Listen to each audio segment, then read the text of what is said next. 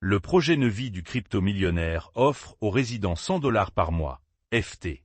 Le projet Destiny d'Olivier Janssens offrait aux habitants de Nevi 100 $ par mois si le gouvernement approuve le développement, déclenchant de vives critiques locales, a rapporté le Financial Times. Les mineurs de Bitcoin ont vu venir la crise de puissance de l'IA et la renaissance du nucléaire.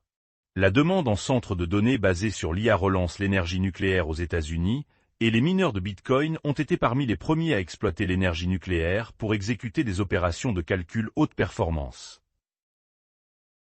KuCoin lance des contrats à terme perpétuel suivant les actions Tesla et Strategy. Les contrats réglés en USD permettent aux traders de spéculer 24 heures sur 24 sur les mouvements de prix des actions des deux sociétés sans posséder les actions sous-jacentes.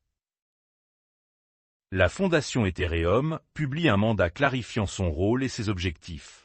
L'organisation à but non lucratif a déclaré que l'objectif est de rendre Ethereum si décentralisé qu'il puisse fonctionner même si la fondation cesse d'exister. CryptoBees, l'action Circle défie Wall Street et la vente d'actifs numériques. Les actions de l'émetteur de l'USDC montent en flèche malgré une liquidation du marché alors que les pièces stables se développent dans la finance traditionnelle. Pendant ce temps, Canaan augmente les réserves de BTC et Wells Fargo envisage les services de cryptographie. L'USDC de Circle a dépassé l'USDT de Tether en volume ajusté depuis le début de l'année, Mizuho. Les analystes de la société d'investissement ont déclaré que le changement était important car le « gagnant » du stablecoin sera celui que les gens utiliseront pour les transactions quotidiennes. BPI vise août pour un allègement fiscal BTC, mais prévient que le temps presse. Le Bitcoin Policy Institute a déclaré que le soutien bipartisan à une exonération fiscale de minimi pour les petites transactions Bitcoin est encourageant. Le tribunal fédéral met fin à l'offre légale de la Custodia Bank pour un compte principal. Un juge s'est rangé du côté de Custodia Bank, affirmant qu'un compte principal est indispensable pour les opérations quotidiennes d'une banque et que se voir refuser un compte s'apparente à une condamnation à mort. Les stablecoins pourraient constituer l'épine dorsale des paiements mondiaux dans 10 ans, milliardaire. Stanley Druckenmiller a déclaré que les pièces stables sont plus efficaces, plus rapides et moins chères que les monnaies fiduciaires fonctionnant sur l'infrastructure bancaire traditionnelle.